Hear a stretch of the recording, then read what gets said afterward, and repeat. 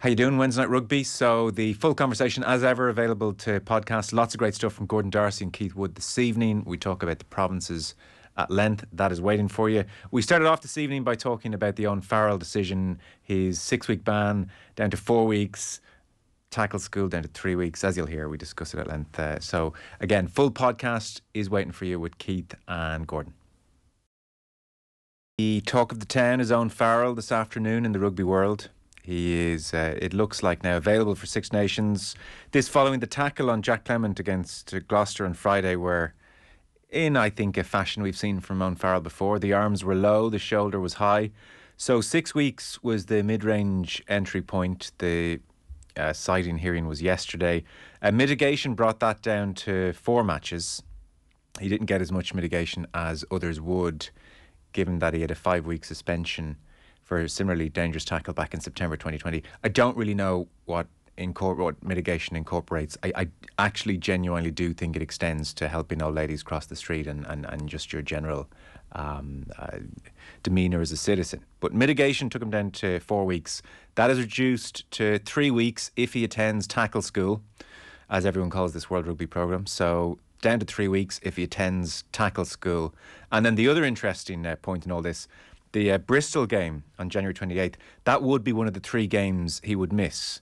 However, if he's named in the England squad by Steve Borthwick, then he wouldn't be due to play in that game anyway. None of the England squad named would play in that game. Therefore, there is a deep suspicion that Steve Borthwick will omit Owen Farrell from the England squad and then will be included belatedly. Bottom line, he will play against Scotland, I think, is what we're saying. First question, Gordon. What will he learn at tackle school that he doesn't already know? Very little. It's like, you know, it is a step. I wouldn't say it's a big step or anything in the right direction, trying to educate tacklers on this. But like, if you're asking an outside party to be doing it, how they're not being coached on this at their club is beyond me. It is like, listen, it's the system, don't hate the system. It is there. I don't, it is what it is. It's this quirk of the system. He's going to miss it. He could play in the Bristol game for some bizarre reason, and they've picked it as a game. Like, Owen Farrell isn't going to change his tackle technique. I remember being tackled by him, and it's the exact same thing. He goes for an impact tackle, but him and Johnny Wilkinson had really, really similar tackle technique in that, but it's the most impact and trying to stop you on the gain line. And like, I can't remember who was in, like, Moody or somebody like that at 7, and having to be upright receiving a tackle from him, and oh my goodness, he hits like so hard, pound for pound. Same with Wilkinson. But it's that he's looking for this area to stop you dead. And it's just, that's the way he's tackled his whole life, and he's not going to change. And that was mirrored into that tackle at the weekend.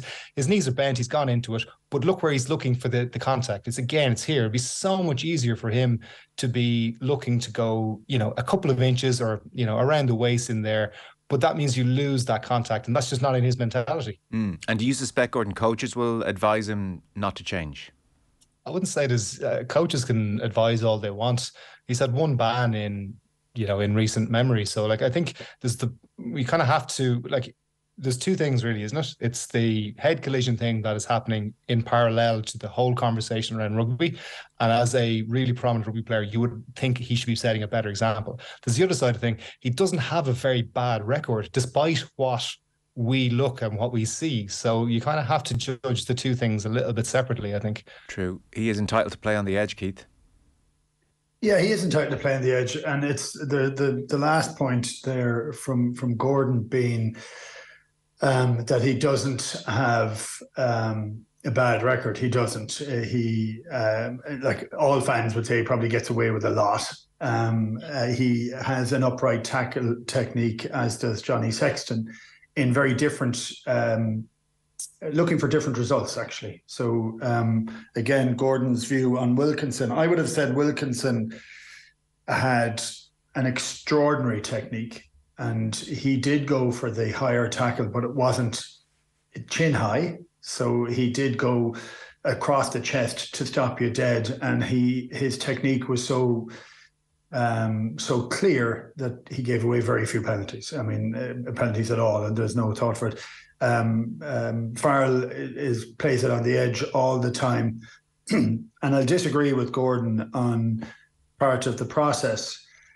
Part of the issue that we have with this is that the process took an age to figure it out on the field. So actually he could have been reprimanded and red carded on the field as it stood, which would have been a red card. That's what it's shown up here. But because it didn't fit into the one main phase of play and that the ball hadn't gone out, and the terminology being a bit of confusion between the TMO and the referee over what constituted a phase. And we would have always said that a phase was for each breakdown, but actually within this element of law, the phase is while the ball is in play. So there was a little bit of confusion in terms of that. And then, we said this at the first one at the start of this season. We just said, could rugby stop eating itself alive? Could it stop doing daft things? So we now have a loophole that's built into this, which plays into the minds of the conspiracy theorists in terms of what's happening with the game or not with the game, that it depends on which game is a true game or not. And I'm going to say back in the not too distant past, 4 weeks was 4 weeks, irrespective of what was happening in there. There can be an element, 1 week taken off, absolutely fine. I've no issue with it. I think the idea of tackle school for a seasoned international seems to be a little bit daft. The one good part of that is if he infringes, they pretty much throw the book at you because you've already been to tackle school. You don't go back there again. So, but look, I just think it's a bit clunky. Yeah. So that's the way I would look at it. The process is the process, but the process is far from perfect. Just the last couple of weeks, I don't know if you both saw Manu Tuolagi's hitting Tommaso Allen. Allen went off on a stretcher. He kind of fumbled the ball and he did, in fairness, dip down to try and regather the ball, and Tuolagi's shoulder connected with him very strongly on the chin. So it was quite a divisive one. Some certainly thought that he had a duty of care and it was reckless, and ultimately made contact with the head and had time to adjust, and therefore was very, very lucky that Wayne Barnes saw it as more of a rugby moment and didn't punish Tuolagi. In fact, I think Tommaso Allen, as he was going off in a stretcher, would have realised, or maybe he didn't realise, I don't know how badly he was injured, but he was actually penalised for the knock-on as opposed to Tuolagi. But there was that Tuolagi incident, and there have just been a few over the last couple of weeks, Gordon. Johnny Sexton wasn't cited. Cian Healy initially sent off, and then because he more absorbed the tackle, then was aggressive in the tackle despite the head hit, that was overturned. There was a one in the Sale Ulster game. I would just say the last 5-6 weeks as a viewer, I've gone from feeling pretty clear cut in having a feeling for what is and isn't a red card to now seeing a far less consistent picture. I feel there's a softening in the application of the law as I thought I had understood it. Yeah, and like Woody's kind of his choice of words is very apt. If we really would love to see rugby stop trying to eat itself and the conspiracy theorists, because this is just brilliant for them.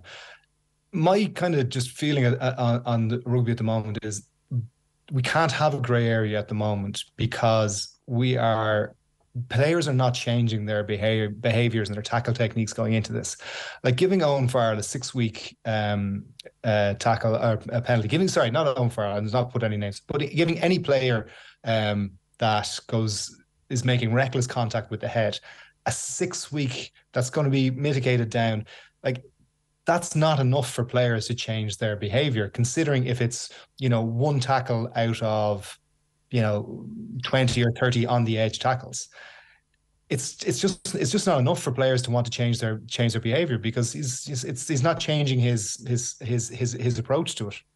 So if players aren't doing that, like what are we doing? We're not. They're kind of going into it and you're kind of going, oh, that's a rugby moment. It's not a rugby moment at the moment. We can't have those clauses at the moment. It has to be, that's a red card. Manu Tuolagi is absolutely reckless in going at that. And I stopped it just before he hits Tommaso Allen. And yeah, Tommaso Allen is reaching forward. But if he has that ball fully gathered, there's no guarantee that it's still not going to be a direct hit to his, into his chest that's going straight up into his head. He has no control over his body going into that contact. So he has left zero margin for error. That to me is a red card. Like we're still we're assuming innocence from the tackler and not the ball carrier. So I think that like the balance just seems to be so wrong at this. And until we just kind of go, lads, straight red card, minimum sanction has to go way up, we're still going to be having this conversation for a long time to come, Joe. Keith? Yeah, the innocence is an interesting word on it. I looked at that and I said red card straight away. Immediately, the impact was it was a kind of touch shoulder. Well, he wasn't even looking at where he was tackling. No, I looked at it. I looked at it again and again and again. Oh, that's bizarre. And I listened to Wayne Barnes, who I'm a fan of as a referee. I think he's become very good in the last number of years. And I listened to his argument, and I agree with we can't have the grey area for me. But the reason I'm talking about the innocence or not, for me, I didn't think there was any sense of control in him running. He was running to make a good, very heavy contact, but it was all or nothing. And once there was a juggle of a ball, then there's a high level of risk. And so the risk goes for everybody there, for himself and for the other, and for Tommaso Allen. And so, look, I would say it's hard because it's putting people under huge pressure, and it's how are you able to determine if someone's head is virtually on the ground and you make a contact with it. I don't know, actually. And I think that area of grey that's in there makes it very difficult.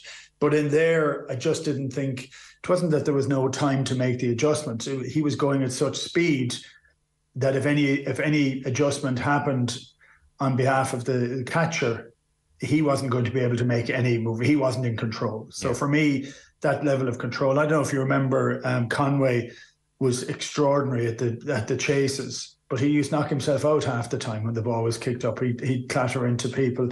And eventually he just started taking an extra step so that he'd wait until he got to that position. He'd either get up, get into the air, get the ball, or wait for the guy to hit the ground and hit him and tackle him safely. You know, you want all the players to finish the game. That's one of the things we need to get our head around, excuse the pun, and I don't think we are properly. And if I just touch on Johnny for 1 second, Johnny had to get a sanction for that because of the manner in which he went into technique. I think it would only have been a yellow card because an awful lot of it was a soak to him and there wasn't a whole lot he could do, but he has to not stand in that position to make the tackle. That's the behaviour change that you're looking.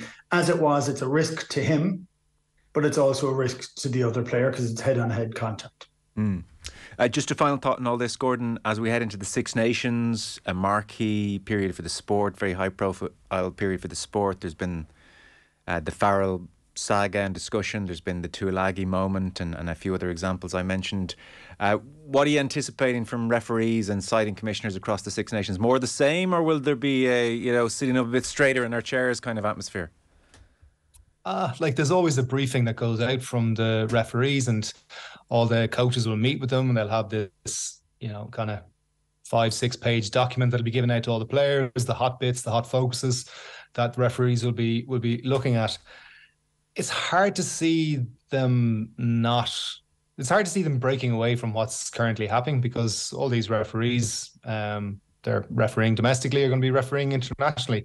So the Southern Hemisphere refs come up if they have a different slant on it. To be honest, I can't see it changing. It seems to go ebb and flow about the focus on it, and there doesn't seem to be a massive focus on it at the moment, because it's a fundamental actually issue, Joe. Because if you take all of those contacts, and if you say Owen Farrell in his one and he doesn't go high and he drops his body height and he loses that momentum and that prop gets an offload and Gloucester score from that, is that not the game that we're trying to breed and trying to watch? And Tommaso Allen catches that ball. Tuilagi has to take that step a la Conway, as Keith is saying, and he's able to jink around and create something, an more attacking game. And then if players are able to create these big hits within the game, not lower, then that's what we're trying to move towards. But we are light years away from that, and we're still allowing tacklers to not free reign, but we're allowing them too much room for error, margin for error. And I don't see that massively changing in the Six Nations. I will say maybe the coaches, and what you might think, losing players to red cards in the Six Nations could have a big impact. Look, that's one of the ones I can't understand why it hasn't happened more.